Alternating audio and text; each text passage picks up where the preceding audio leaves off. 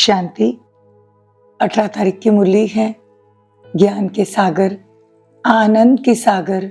शिव परमात्मा कहते मीठे बच्चे, देह के संबंधों में बंधन है, इसीलिए दुख है। देही के संबंध में रहो तो अथाह सुख मिल जाएगा, एक माता पिता की याद रहेगी। प्रश्न है, किस नशे में रहो तो माया पर जीत पाने की हिम्मत आ जाएगी? उत्तर है, नशा रहे कि कल्प कल्प हम बाप की याद से माया दुश्मन पर विजयी बन हीरे जैसा बने हैं। खुद खुदा हमारा माता पिता है, इसी स्मृति व नशे से हिम्मत आ जाएगी। हिम्मत रखने वाले बच्चे विजयी अवश्य बनेंगे और सदा गॉडली सर्विस पर तत्पर रहेंगे। गीत है, तुम्हारे बुलाने को जी चाहता है। ओम शांति।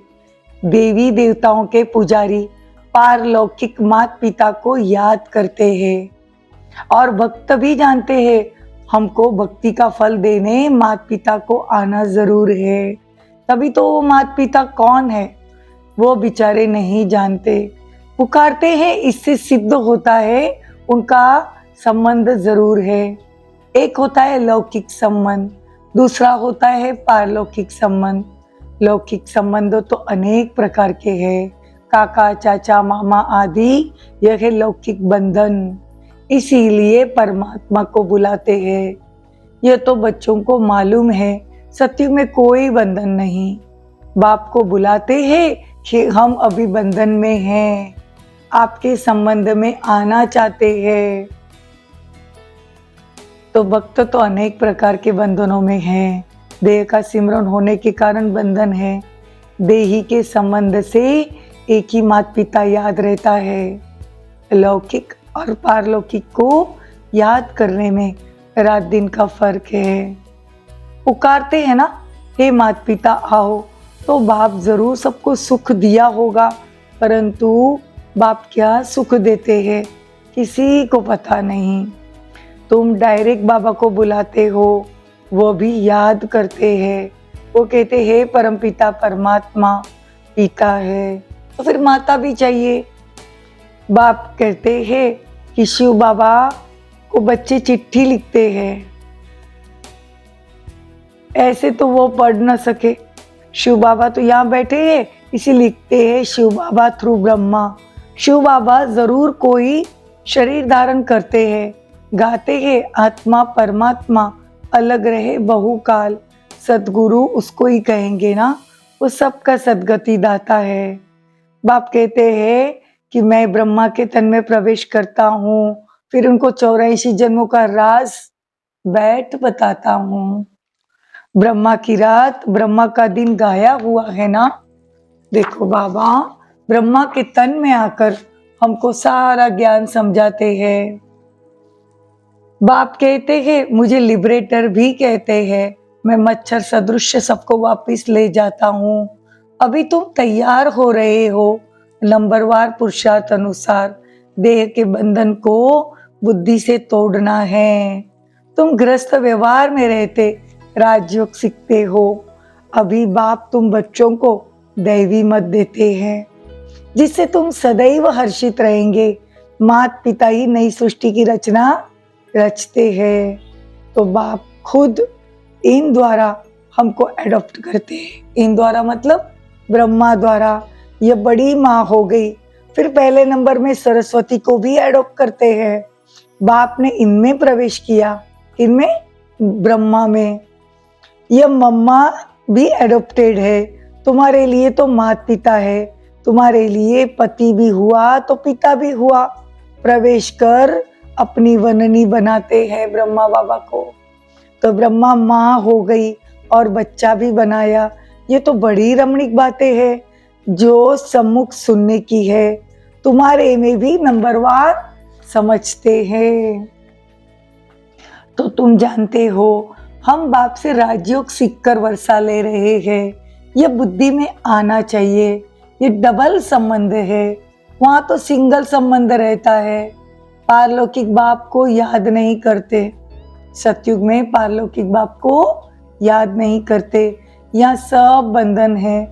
तुम जानते हो हम इस समय बंधन में हैं, पिता के संबंध में अब आए हैं और उस बंधन से छूटने के लिए।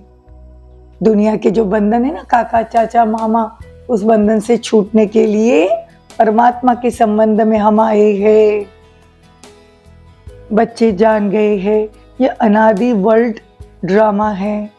तुम बच्चों की बुद्धि में नंबरवार पुरुषार्थ अनुसार बैठा है। तुम भी पुरुषार्थ कर इतना पढ़ो जो मम्मा बाबा के तख्त पर बैठो, विजय माला का दाना बनो। टेम्पटेशन बहुत दी जाती है। राजयोग है ना, तुम राजयोग से राजाई को प्राप्त करते हो। कम से कम पुरुषार्थ अनुसार प्रजा में जाएंगे। हमेशा कहा जाता है फॉलो फादर, ब्रह्मा बाबा और मम्मा की तरह बनो। बाप कहते हैं तुम हो भाई बहन, बाप तो एक होना चाहिए ना। ओ गॉड फादर तो सब कहते हैं, तो सब भाई बहन हो गए और जास्ती कोई संबंध ही नहीं, बस भाई बहन। कितनी अच्छी अच्छी बातें बाबा सुनाते हैं। मेरा तो एक सर्वोत्तम टीचर, दूसरा न कोई। कन्याएं कहेगी मेरा तो एक शिव बाबा। कन्याओं को इसमें पूरा अटेंशन देना है। बाबा कहते ईश्वरीय सेवा में लग जाना है, लेकिन हर एक का कर्म बंधन अनुसार राय दी जाती है। देखा जाता है निकल सकती है व नहीं। अच्छे तेज बुद्धि वाले जो है तो फिर ऑन गॉडली सर्विस ओनली हो जाती है। मतलब तेज बुद्धि वाले बाबा की सर्विस में लग जाते हैं। तो तुम बच्चों की है गॉडली सर्विस, निराकार बनाने की सर्विस। बच्चों को हम हिम्मत व नशा रहता है, हम बच्चों को हिम्मत और नशा रहता है और रहना भी चाहिए। मनुष्य तो देखो लड़ते झगड़ते हैं। बाप कहते हैं मुझे याद करो तो विकर्म विनाश हो जाएंगे, माया पर जीत पाएंगे। माया तुम पर वार नहीं करेगी। फिर वर्षे को याद करो, यह भी किसी को सुनाना पड़े ना। बाप का परिचय देने से बुद्धि का योग लग जाएगा। वो हमारा माता पिता है, शिव बाबा है। तो बताओ तुम्हारी माता कौन सी है? ये गुह्य बातें है। हमारी माता कौन सी है? ब्रह्मा। तुम पूछते हो आत्माओं का बाप कौन है? वो लिख देते परमात्मा। फिर अच्छा माता कहाँ है? तो माता बिगर तो बच्चे कैसे रचेंगे?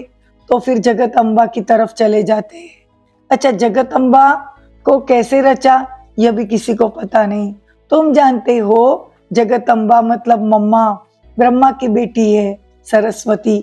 वो भी तुम अभी जानते हो क्योंकि तुम मुखवंशावली हो। रचता तो बाप है ना। अच्छा मीठे मीठे से खिलते बच्चों प्रति माता पिता बाप दादा का याद प्यार और गुड मॉर्निंग। रूहानी बाप की रूहानी बच्चों को नमस्ते। हम रूहानी बच्चों की रूहानी माता पिता बाप दादा को याद प्यार गुड मॉर्निंग नमस्ते थैंक यू बहुत बहुत शुक्रिया। धारणा के लिए मुख्य सार, मेरा तो एक सर्वोत्तम टीचर दूसरा न कोई। इस निश्चय से माता पिता समान पढ़ाई पढ़ पुरुषार्थ में पूरा फॉलो करना। देखो देह के बंधन को बुद्धि से तोड़ना है। दैवी मत पर चल सदा हर्षित रहना। ईश्वरीय सेवा करनी है। वरदान, किनारा करने के बजाय स्वयं को एडजस्ट करने वाले सहनशीलता के अवतार भवो। कई बच्चों में सहनशीलता की कमी होती है, इसलिए छोटी सी बात भी होती है तो चेहरा बहुत जल्दी बदल जाता है। फिर घबरा कर या तो स्थान बदलने का सोचेंगे या फिर जिनसे तंग होंगे उनको बदल देंगे। अपने को नहीं बदलेंगे लेकिन दूसरों से किनारा कर लेंगे। इसीलिए स्थान अथवा दूसरे को बदलने के बजाय स्वयं को बदलो। सहनशीलता का अवतार बनो। सबके साथ स्वयं को एडजस्ट करना सीखो। स्लोगन, परमार्थ के आधार से व्यवहार को सिद्ध करना यही योगी का लक्षण है। कोई भी व्यवहार में अगर कोई बात सिद्ध करनी है तो परमार्थ आधार पर सिद्ध करो। तो बाबा कहते हैं यह योगी का लक्षण है। ओम शांति। ओम शांति।